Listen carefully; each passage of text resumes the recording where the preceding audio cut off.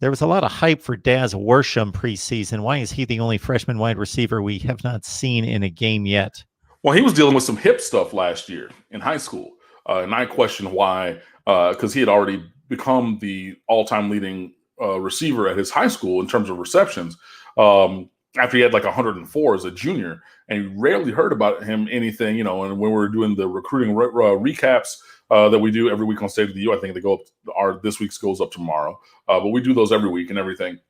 And I was trying to find out because I don't do those anymore. I have, one of the other contributors does that. But I was reading and I was just like, he's not listed like as doing anything, and in this day and age, it's really pretty decent or pretty easy to find, box scores and information for high school games and everything. And I tweeted it out, and somebody over there, in the Alabama area was like, oh, yeah, no, he has a hip thing. I was like, oh, okay. And so that's why I think that he's taking maybe a little bit of a slower path towards the field.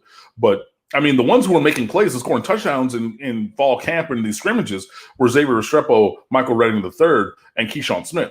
I mean, we've seen the videos, whether it's from a Miami-produced thing, whether it's the day after film that was leaked by one or more of them on social media, like on their Snapchats, things like that. Like, yo, look at the play I made in practice. They can't catch me or they can't hold me, whatever. So, I mean, Worsham was a 4-star recruit. He was formerly committed to Alabama. He's from Alabama. He already set like I said, in 3 years, set the receptions record at his high school. He's a guy who I think can be a very good addition to this receiving group, but maybe another mango season until we see him on the field. So ATL, Kane, and Curveball in particular think that Robert Burns should be the go-to guy in short yardage. I would rather see Donald Chaney Jr.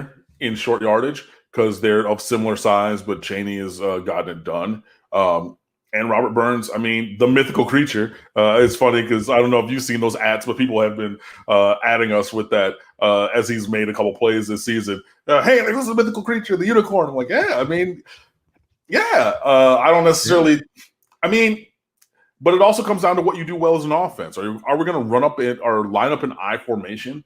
Are we going to go straight man blocking, run downhill? With him running behind his pads and things like that. I mean, the foundation of this run game, obviously, as we've seen, is still going to be the inside zone read. That's what it is. So does he do that well? I don't know. I don't really think so. But then in short yardage, what is it that we do well? And does he fit with that? Curveball wants to tear up the entire offensive personnel, at least for a few series, with Van Dyke at quarterback, Peyton Redding and Smith in the slot. I mean, if we get up by 60 points, 50 points, something like that, we get to the level where we're playing 3 and 4 quarterbacks like Clemson did this week against Georgia Tech, because I think they just scored again against Georgia Tech, by the way. If we're doing that, where they played – wait, no, they played 5 guys at quarterback, because they played 4 scholarship quarterback and they put the punter in at quarterback also. True story. Go look it up. But if we're getting something like that, okay, but I mean, I'm not willing to put in, absent injury, I'm not willing to put in N'Kosi Perry, Tyler Van Dyke, Peyton Matoka, or any other quarterback in a meaningful snap for this team this year. I'm just not. That's not something I want to do. That's not something I want to see. Not this season. So if we want to see those guys get game reps and experience, it's incumbent upon the team to be blowing somebody out. Good luck. We've talked a ton wide receiver. Now, this isn't necessarily the same position, but it's going to help the passing game. Do we expect to see Brevin Jordan back? I sure hope so. And that would be a good addition, because he's the straw that stirs the drink, as it were, in terms of the passing game. He is where everything starts. You saw it against Clemson. What lengths they went to stop him. They're bracketing him. They're having triple coverage. You have a man-to-man defender at the second level. You have another linebacker flowing underneath that end zone. You have a safety over the top. I mean, they did everything they could to take away Brevin Jordan, and that really hurt Miami's passing game, because obviously outside of Brevin Jordan, the passing game has not been great.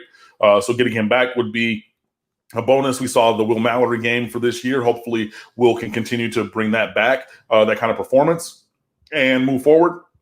And that would be an additional weapon as well, and some of these other receivers. But yeah, the number one thing is, having Brevin Jordan be healthy. But if it were me and I were coaching, if he was not 100%, I'm holding him out this week because, number one, I don't think that Virginia is that good. And I think that Miami should handily beat them. And then you have a bye week, Halloween weekend. So you're not playing again until November 7th or 6th or whatever day that is. But you've already held him out for a week with a shoulder, And again, unlike some other players at the position, Brevin Jordan actually blocks. He's not just a wide receiver out there running around. He plays in line. He blocks people, things like that, things that are stressful to a shoulder joint. So, yes, that was a shot at Kyle Pitts, who's a wide receiver. Okay. Yes, I absolutely. thought that was directed 100%. northward. Okay. Exactly. Yeah, he's a wide receiver. Play wide receiver. Be wide receiver. That's fine. You're very good at that. But you're not a tight end. Brevin Jordan's a tight end. He actually blocks people. But again, blocking is stressful on the shoulder. And if you believe that you have the team that I think that we have to be able to beat Virginia pretty handily without him, I would say hold him out. You've already given him 2 weeks off. You have a bye week next week, and then you play not until November 6th or 7th. That would be my roster management in terms of that particular injury if I were making that decision.